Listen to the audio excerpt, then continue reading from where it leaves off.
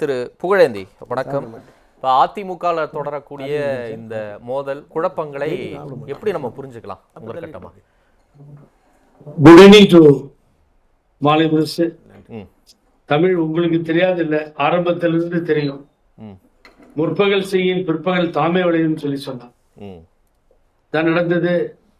எல்லாரையும் கட்சி விட்டு ஒருத்தரையும் விடாத தன்னை முதலமைச்சராகிய சசிகலாவை தூக்கு, தன்னை முதலமைச்சராக முன்மொழிந்த ஓபிஎஸ் தூக்கு, ஐநா சபைக்கு அனுப்பப்பட்டு தலைவரால் பாராட்டப்பட்ட பன்ருட்டி ராமச்சந்திரனை காலி பண்ணு, அம்மாவுக்கு சொத்துக்களை பிணையாக கொடுத்து 11 வருஷம் ரோட்ல திரிஞ்சு கோர்ட்டா அலைஞ்ச புகழேந்தியை தூக்கு, இப்படி எல்லாம் பண்ணிட்டே போய் இன்னைக்கு சபாநாயகராக மேலே அமர்ந்திருக்கிறாரு அன்பு நண்பர், மரியாதைக்குரியவர், உயர்ந்த மனிதர் ஜேசிடி பிரபாகரனை தூக்கு. அவர் ஒருத்தர் தான் சமாதானம் பேசினார். தமிழ் வேண்டாங்க, எல்லாரும் ஒன்னா போலாங்க, வேண்டாம், இந்த தகராறு வேண்டாம்னு சமாதானம் பேசுறது ஒரு முக்கியமான ஆள். அதைத்தான் திரு அமைச்சர் வேலுமணி நேற்றைய தினம் குறிப்பிட்டார். அது மாதிரி அந்த அன்னைக்கு சட்டமன்றத்தில் நீங்க கவனிக்கணும், ஒண்ணுமே இல்லை. ஒரு முன்னாள் முதலமைச்சர் என்பதால் அப்பாவு அவர்கள் சபாநாயகர் அழைத்து பேச சொன்னார் ஓபிஎஸ். அவர் இணைஞ்சு பேசி கருத்து சொன்னார். யார் இவரு? இவருக்கு அதிமுகவுக்கு என்ன சம்பந்தம்? இவர் அதிமுக கிடையாது, இவரை கூப்பிடவே கூடாது, இவரை பேச விடக்கூடாதுன்னு ஒரே ரகலை. அப்புறம் துணைத் தலைவர் பதவி இல்ல, அதிகாரத்துல கொடுக்க முடியாதுன்னு சபாநாயகர் அதை கொடுத்தே ஆகணும் கலடா பண்ணி முதல்வர் ஒத்துக்கிட்டார், அதனால கொடுக்கப்பட்டதுன்னு 2வது வரிசைக்கு ஓபிஎஸ் அனுப்பப்படுகிறார். இதெல்லாம் நடந்தது. இன்னைக்கு அதே நிலைமை தமிழ். நீங்க நினைச்சு பாருங்க, நீங்க கை தூக்குறீங்களா வேலுமணி, நீங்க பேசணுமா பேசுங்க அப்படின்னு சபாநாயகர் அலோவ் பண்ணி வேலுமணி இணைச்சு பேசி பேச விடாம இந்த கோஷ்டி கத்தி 2 கோஷ்டிகளாக இன்றைய தினம் தகராறு, ஒரு தலைவிரித்தாடுகிறது. புகழேந்தி இங்கே அமர்ந்திருக்கின்ற சேலம் மணிகண்ட சண்டையெல்லாம் விட்டுருங்க, அதை விட மோசமான சண்டையாக போய் கொண்டிருக்கிறது. ஒரு எல்லையை மீறிய வார்த்தைகள், குழந்தை மேல சத்தியம் பண்றேன், அது மேல சத்தியம் பண்றேன், இது நிஜமா பொய்யா சொல்லுங்க பாப்போம், முதலமைச்சராக நீங்க முயற்சி பண்ணீங்க. நான் ஒரே ஒரு பாயிண்ட் தான் பிடிச்சேன், திட்டமிட்ட சதி பின்னால் நடந்திருக்கிறது. அது யார் காரணம்னு தெரியாது. என்னன்னு கேட்டீங்கன்னா, நீக்கப்பட்ட எஸ் காமராஜ் அவருடைய கடிதத்தை அவருடைய கட்சி தலைவராக இருக்கின்ற டிடிவி தினகரன் எடுத்து சென்று ஆளுநரத்திலே கொடுக்கிறார். அதுல இருக்கிறது சட்டமன்ற தலைவராக முதலமைச்சராக நாங்கள் அவரை ஏற்றுக்கொள்கிறோம், இதற்கு ஆளுநர் அழைக்க வேண்டும், அனுமதி வேண்டும் சொல்லி டைப் பண்ணி அவர் சைன் பண்ணதை எடுத்துட்டு போய் இவர் கையில கொடுக்கிறார். அப்ப 3வது இடத்துல இருக்கிற ஒரு கட்சி எப்படி ஆட்சிக்கு வர முடியும்? திமுக ஆதரவு இல்லாமல் எப்படி ஆட்சிக்கு வரும்? இது எங்கே நடந்தது சதி? புதுச்சேரியில, ஹரியானாவில, டெல்லியில தெரியாது. ஆனா அந்த கடிதத்தை காண்பித்து எங்க அப்பா குதிர்குள்ள உண்மையை வெளியில கொண்டு விட்டார்.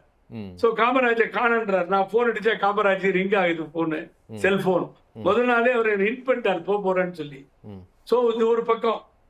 இப்பொழுது அருமைக்குரிய அன்பு சகோதரர் சொன்ன மாதிரி இவர்கள் வெளியிலே வந்து கட்சியை வளர்ப்பதற்காக, முக்கியமான பாயிண்ட்டுக்கு வர, கட்சியை வளர்ப்பதற்காகத்தான் திரு வேலுமணியோ சி.வி. சண்முகமும் சேர்ந்து முடிவெடுத்து எல்லோரையும் அரவணைத்து செல்ல வேண்டும், பிரித்தவர்களை எல்லாம் சேர்க்க வேண்டும் வேலுமணி சொல்றார்.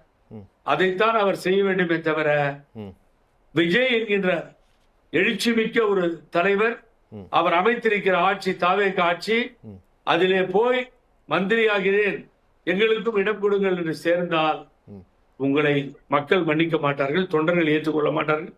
ஏன்னு கேட்டீங்கன்னா, என்னை பொறுத்தவரை இந்த முதல்வர் மிக தெளிவாக இருக்கிறார், யாருக்கு எந்த கமிட்மெண்ட்டும் கொடுக்கல.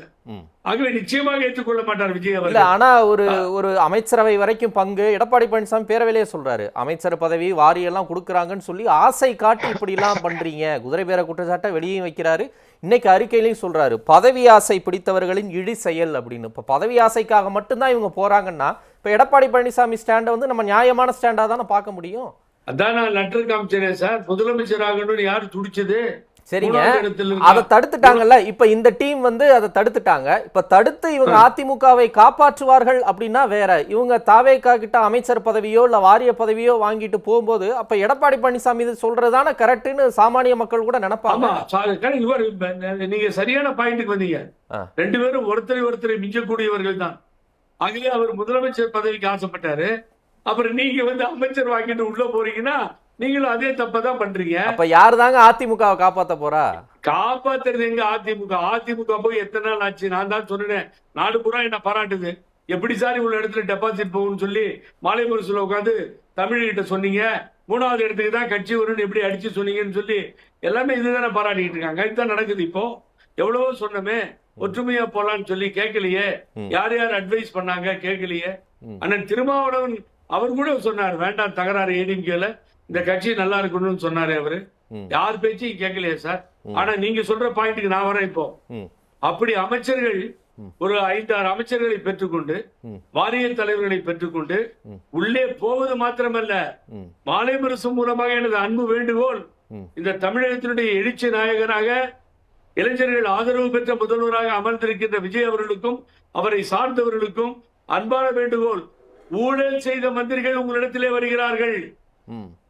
முன்னாள் அமைச்சர்கள் ஊழல் வழக்கிலே 11 வழக்கிலே சிக்கியிருக்கின்ற வேலுமணி, இடியிலே சிக்கியிருக்கின்ற விஜயபாஸ்கர், இப்படி 4-5 அமைச்சர்கள் உள்ளே நீங்கள் விடுவீர்களே ஆனால் என்டிஏவிலே இருந்துதான் கூட்டணியில் தேர்ந்தெடுக்கப்பட்டவர்கள் என்பதை நீங்கள் மனதிலே நிறுத்திக் கொள்ள. அவங்க தான் பாஜகவோட கூட்டணி இல்லை அப்படின்னு சொல்லிட்டாங்கல்ல. நேற்று விஜய் வெளியிட்ட அந்த ஒரு அறிக்கையில கூட ஒரு வார்த்தை இருக்கு, பாஜகவோடு கூட்டணி வேண்டாம் அப்படின்னு சொல்லிட்டு நம்முடைய அரசுக்கு ஆதரவு தெரிவித்த அதிமுகவை சேர்ந்த உறுப்பினர்களுடைய தூய எண்ணம் வெளிப்படுகிறது அப்படிங்கிற வகையில அவர் ஒரு வார்த்தையெல்லாம் பயன்படுத்துறாரு. பாஜக வந்து கட்டாயி வந்துடுறாங்க அப்படின்னு. பிஜேபியோட நின்னு கூட்டணியில இருந்து மோடி படத்தை கையில பிடிச்சு காங்கிரசுக்கும் இந்தியா கூட்டணிக்கும் எதிரா, திமுகவுக்கு எதிராக 47 சட்டமன்ற உறுப்பினர்கள் வெற்றி பெற்றிருக்கிறீர்களா இல்லையா?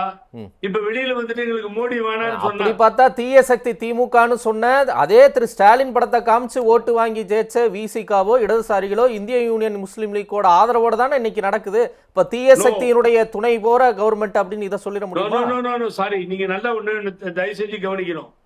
விசிகாவுக்கு, இடதுசாரிகளுக்கு, எல்லோருக்குமே சரி, திமுகவுக்கும் சரி, நேர் எதிரி, ஒரே எதிரி பாரதிய ஜனதா கட்சி.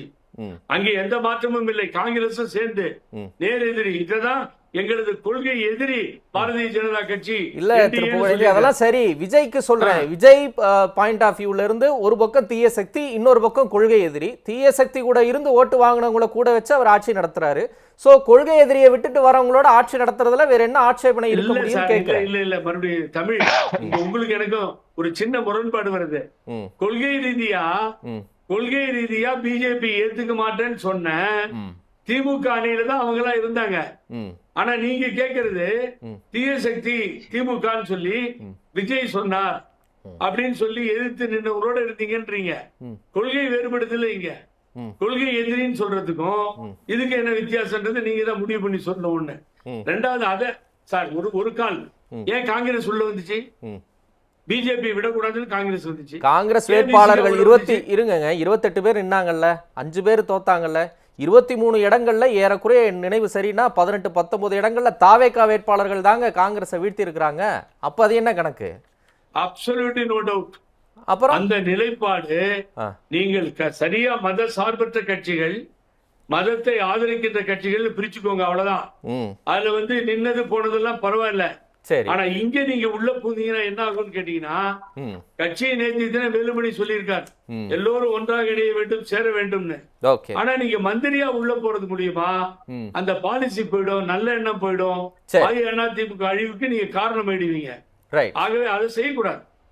அதில் சார் என்ன பொறுத்த வரைக்கும் அதை விஜய் ஒப்புக்கொள்ள மாட்டார். இப்படி வர நானு அதே திமுகவுல தானே ஓபிஎஸ் சேர்ந்தார், அதே திமுகவுல தான் மனோஜ் பாண்டியன் சேர்ந்தார், அதே திமுகவுல தானே வைத்திலிங்கம் சேர்ந்தார். 3 பேரும் கொஞ்ச நாள் இருந்தா கூட ரிசிக்னேஷன் கொடுத்துட்டு போய் நின்னாங்கல்ல. அப்படி வேணா தாவேகாவுடைய தலைவர் மாண்புமிகு முதல்வர் விஜய் அவர்கள் ராஜினாமா பண்ணிட்டு நிக்க சொல்லுங்க இடைத்தேர்தல்ல.